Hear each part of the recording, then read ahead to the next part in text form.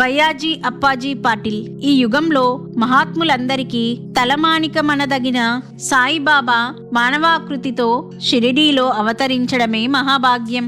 ఆ కాలంలో జీవించి ఆయనను ప్రత్యక్షంగా దర్శించి సేవించిన వారి భాగ్యం ఇంకా ఎక్కువ. అంతకంటే కూడా షిరిడీలోనే పుట్టి పెరిగి ఆయన సమకాలికులుగా జీవిస్తూ ఆయనను సేవించుకొనగలగడం ఇంకెంతో అదృష్టం. కారణం, అనాదిగా తమ వాళ్ళందరూ ఆ గ్రామంలో జీవిస్తున్నారని, అందుకే తాము మరలా షిరిడీలో ప్రకటమయ్యామని భక్తులతో శ్రీ సాయి చెప్పిన వివరం హరివినాయక్ సాటే రాశాడు. సాయికి అంతటి ప్రీతిపాత్రులైన స్వజనులలో ఒక్కడయ్యే అదృష్టం షిరిడీ వాస్తవ్యుడైన బయ్యాజీ అప్పాజీ పాటిల్కు కూడా లభించింది. అలాంటి వారిలో కూడా అతనికి ఎంతో అరుదైన సదవకాశం మరొకటి లభించింది. సుమారు 6 దశాబ్దాల పాటు అహర్నిశలు తమ పాంచభౌతిక శరీరం ద్వారా తమ అవతార కార్యం కొనసాగించిన సాయి తమ శరీరాన్ని విడిచే సమయంలో మాత్రం భక్తులలో ఎక్కువ మందిని భోజనాలు చేయమని ఇండ్లకు పంపివేశారు. ఎప్పుడు నీడవలే ఆయన వెంట నుండి సేవించే అబ్దుల్లా కూడా సరిగ్గా సమయానికి మసీదులో లేకుండా పోయాడు. బాబా కబురు చేసినా వెంటనే రాలేకపోయాడు. అటువంటిది బయ్యాజీ అప్పాజీ పాటిల్ సరిగ్గా ఆ సమయానికి బాబా చెంతనే ఉన్నాడు. అంతేకాదు, అతనిపై ఒరిగే ఆయన తమ చివరి శ్వాస విడిచారు. అతడు తన స్మృతులునిలా చెప్పాడు: నా పసితనం నుండి నేను బాబాను ఎరుగదును. బాబా తమ జీవితాంతము భిక్ష చేసుకున్న కొద్ది ఇళ్లలో మాది ఒకటి. సుమారు 3 సంవత్సరాల పాటు బాబా మా ఇంటికి భిక్షకు రోజుకు 8 సార్లు కూడా వచ్చారు. తర్వాత 3 సంవత్సరాల పాటు రోజుకు 4 సార్లు వచ్చారు. ఆ తర్వాత 12 సంవత్సరాలు రోజుకొక్కసారి మాత్రమే వచ్చారు. నా 11వ సంవత్సరం నుండి బాబాను సేవిస్తుండేవాడిని. నా 7వ ఏట అనగా 1896లో రామనవమి ఉరుసు ఉత్సవం ప్రారంభమైంది. అప్పటి నుండే బాబా హిందువులను తమకు చందనమద్ది పూజ చేసుకొనిచ్చారు. ముస్లింలను మసీదులో తమ ఎదుట ఖురాను చదువుకోనిచ్చారు. హిందువులు బాబాకు చందనమద్దినప్పుడు ఆయన మసీదు గోడల మీద చందనంతో తమ చేతి అచ్చులు వేసేవారు.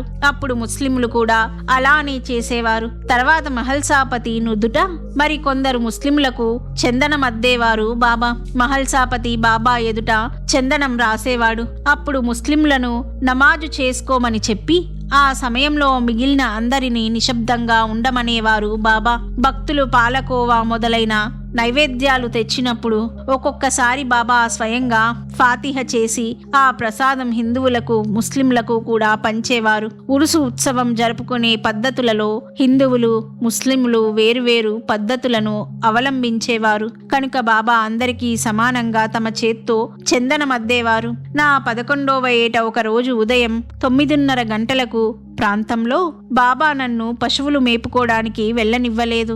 ఆయన అకస్మాత్తుగా కోపించి నన్ను మరికొందరిని తిట్టి 4 కుండలు పగులగొట్టారు. తర్వాత తమ అరచేతి వెనుక వైపున బంబం అని నోటితో శబ్దం చేసి ఎవరి మరణమో అశుభమో కాని సూచించారు. నాటి రాత్రి మా మేనత్త కొడుకు దాజీకోటే వయస్సు 30 సంవత్సరాలు జ్వరంతో మరణించాడు.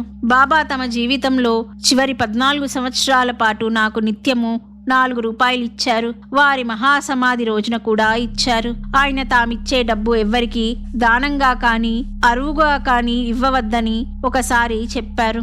దీనిని తిని ఎరగవద్దు, ఎవ్వరికి ఇచ్చివేయను వద్దు అన్నారు. కనుక నేను బాబా ఇచ్చిన డబ్బుతో 84 ఎకరాల భూమి కొన్నాను. అప్పటికే నాకు 10-12 ఎకరాల భూమి ఉంది. ఒకప్పుడు నేను కూడా అందరిలాగే చెరుకు పంట వేయాలని ఆశపడ్డాను. కానీ బాబా వారించారు. ఒకసారి మాత్రం నేను ఆశకు లోనై బాబా చెప్పినా వినకుండా చెరుకు పంట వేశాను. దాని మీద పెట్టుబడి పెట్టిన 300 రూపాయలు నష్టపోవడమే కాక ఆ సంవత్సరం మెట్టపైరు కూడా వేసుకోలేకపోయాను. 1913వ సంవత్సరంలో 70 ఏండ్ల వయస్సు గల మా తండ్రి తన అలవాటు ప్రకారం గుర్రం మీద బయటకు వెళ్లి పక్షవాతంతో ఇంటికి వచ్చాడు. నేను బాబా వద్దకు వెళ్లి ఊది అడిగాను. బాబా, నేను ఊది ఇవ్వను, అల్లా మాలిక్ హే అన్నారు. నేను ఏడ్చేశాను. నాటికి 3వ రోజున కార్తీక శుద్ధ ఏకాదశి ఆదివారం నాడు మా తండ్రి మరణించాడు. మరో రోజు యథాపూర్వం నేను మసీదుకు వెళ్లి బాబా పాదాలు ఒత్తాను. సాయిబాబాతో నిత్య సాంగత్యం వలన బయ్యాజీ అప్పాజీ పాటిల్ హృదయంలో అతనికి తెలియకుండానే అతని ప్రయత్నము సాధన ఏమీ లేకని ఎంతటి ఉత్తమ సంస్కారం కలిగిందో ఈ ఒక్క సంఘటన గురించి ఆలోచిస్తే తెలుస్తుంది. ఒక వంక అతని కన్న తండ్రి మృత్యుముఖంలో ఉన్నాడు. మరో వంక తలుచుకుంటే ఏమైనా చేయగల సమర్థ సద్గురువు సాయి అతని ఇంటికి కొద్ది దూరంలోనే ఉన్నారు. కనుక అతడు తన తండ్రిని బ్రతికించమని అనన్యంగా ఆయనను శరణు పొందాడు. అయినప్పటికీ అతనికి సాయి ఊది ఇవ్వనప్పుడు మరెవరికైనా అయితే ఆయన పట్ల పట్టరాని కోపం వస్తుంది. అంతవరకు ఆయన పట్ల ఉన్న భక్తి శ్రద్ధలు అడుగంటిపోతాయి. సాయి తమ వల్ల గాకనే తన తండ్రిని రక్షించలేదని అతడు సమాధాన పడబోతే సాయి సర్వసమర్థులు, సాక్షాత్తు భగవంతుడు అన్న విశ్వాసం సడలిపోతుంది. అలా కాక ఆయన సర్వసమర్థులైనప్పటికీ తన ప్రార్థన మన్నించలేదనుకుంటే ఆయన ప్రేమ స్వరూపమని, తన ఏకైక రక్షకులన్న భావం నశించిపోతుంది. అంతవరకు అతడు గతంలో చేసిన సేవంతా వ్యర్థమని, ఆయన కేవలం తనను వాడుకున్నారని తలచడం ఆ పరిస్థితుల్లో సామాన్యులకు అనిపించి తీరుతుంది.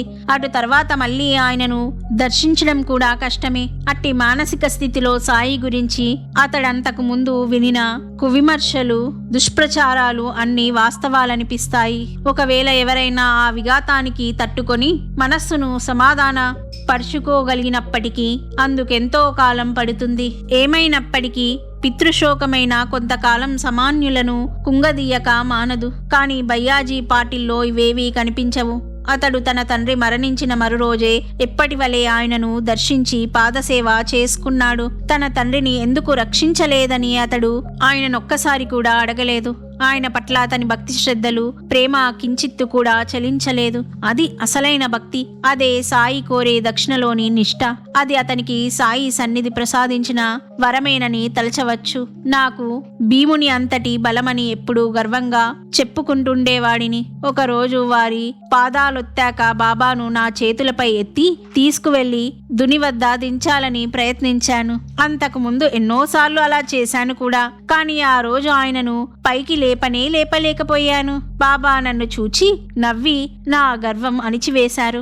ఆనాడు ద్వాదశి. బాబా నాకు 2 గుణపాఠాలు నేర్పారు. నేను గర్వించకూడదని, నా తండ్రి మరణించినందుకు శోకించకూడదని. నీవెందుకు దుఃఖించాలి? అతడు 5 నెలల్లో తిరిగి వస్తాడు అన్నారు. ఆయన చెప్పిన సమయానికే నాకు కొడుకు పుట్టాడు. బాబా తమ చివరి రోజున నాకు చివరిసారిగా నీతి బోధించారు. కాకా దీక్షిత్ను అక్కడ నుండి పంపివేశాక నాకొక నీతి నేర్పి, అది ఎవరికీ చెప్పవద్దు, చెప్పావంటే చచ్చిపోతావు అన్నారు. తర్వాత ఆయన, నేను వెళ్ళిపోతున్నాను, నన్ను వాడాకు తీసుకుపోండి, బ్రాహ్మణులంతా అక్కడ నా వద్దనే నివసిస్తుంటారు అని చెప్పి బాబా నన్ను ఆనుకొని శరీరం విడిచారు. ఆ తర్వాత నానా నిమోన్కర్ వారి నోట్లో నీరు పోస్తే అదంతా బయటకు వచ్చేసింది. ఆ నీరు పట్టుకోవాలని వారి గడ్డం కింద నా చెయ్యి పెట్టాను.